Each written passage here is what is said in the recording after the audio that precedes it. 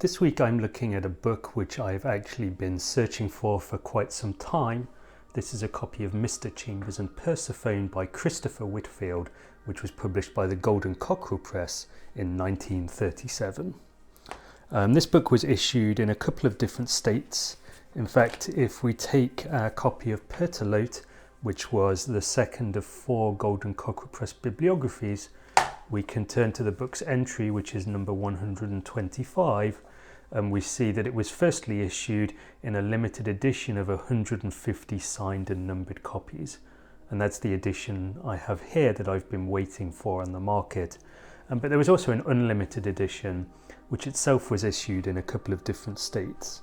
So firstly in yellow cloth covered boards with a paper dust wrapper, and then later the same sheets were issued in fact in a plain paper wrapper.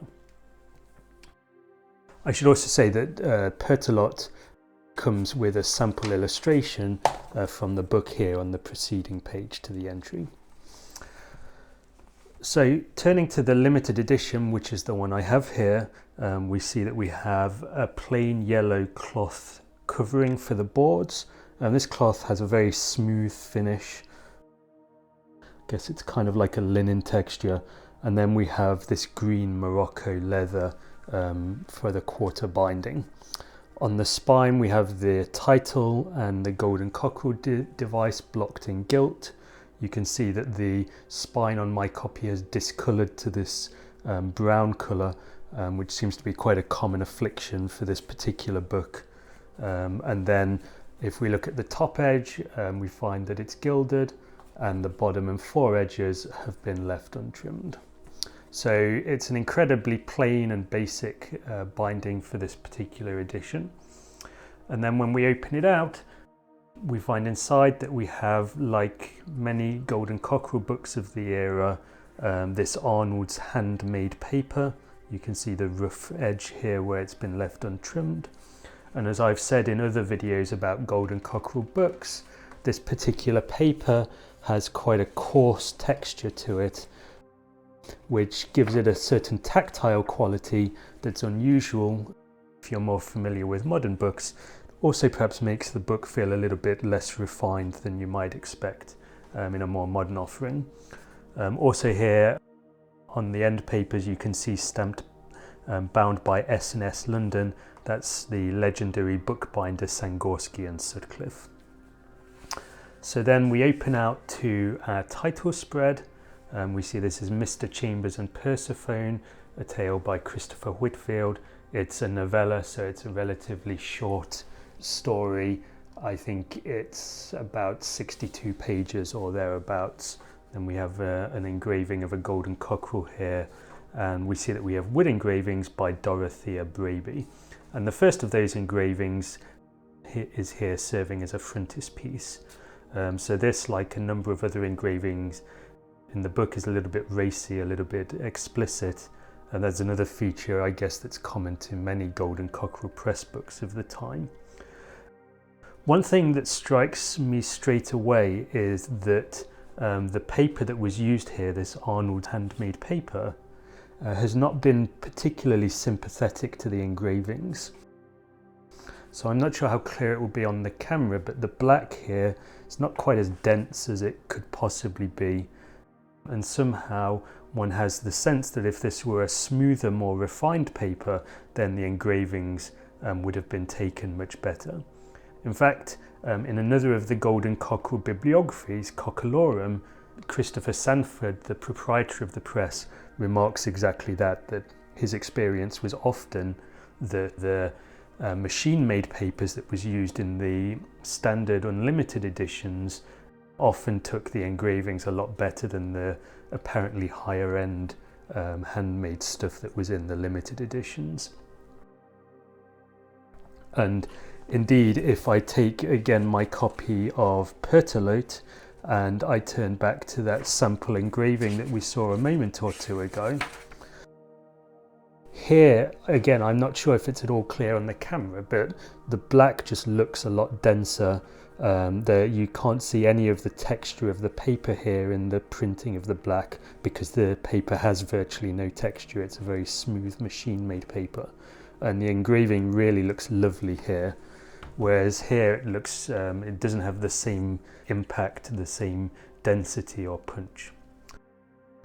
That aside, I should say that one of the reasons I was really keen to get my hands on this book was the engravings. I've seen a few samples of Dorothea Braby's work. In here she also illustrated another book for the Golden Cockerel Press called The Lottery Ticket. Her engravings all seem to have this sort of dense darkness about them, and yet nevertheless a lot of delicacy in the forms that are displayed. And another common feature is this almost alchemical way in which lines sort of flow into each other and merge into different shapes. So the line of an arm will become the branch of a tree or a leaf. Again, it's something that Christopher Sanford said he wasn't that excited by, but I think it's really a nice artistic feature, so I enjoyed looking at these engravings quite a lot. Then we get into the text itself. So the text is set in Perpetua at 14 point. It's printed relatively densely on the page. Other than that, there's not a great deal to remark about the typographical design. It's a fairly plain offering. One thing we see is that this book's dimensions are fairly squat, so it's a relatively square looking book. So in fact those dimensions are 215 millimeters by 165 millimeters, or in imperial measure 8.5 inches by 6.5 inches. So a fairly square format, and that allows these fairly generous margins along the side. That's about the only thing I can think to remark of when it comes to the typographical design. And so if I leaf through, then it should be possible for us to see a few more of those engravings. So here's the second one. Then we have the third here, and this was the one that was also reproduced in Pertolote.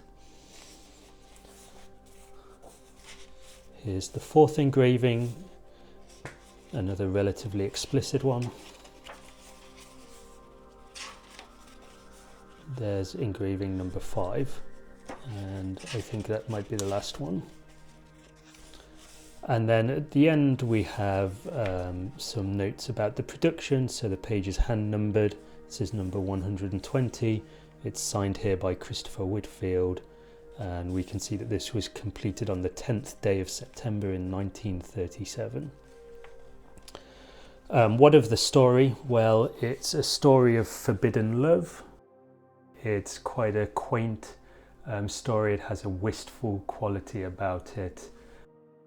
It's a fun read. I wouldn't describe it as high literature. Christopher Sanford again was quite enamoured with the story, if his remarks in Pertolote are to be believed. I would say a fun read, but the main reason for me to buy this were those engravings by Dorothea Braby.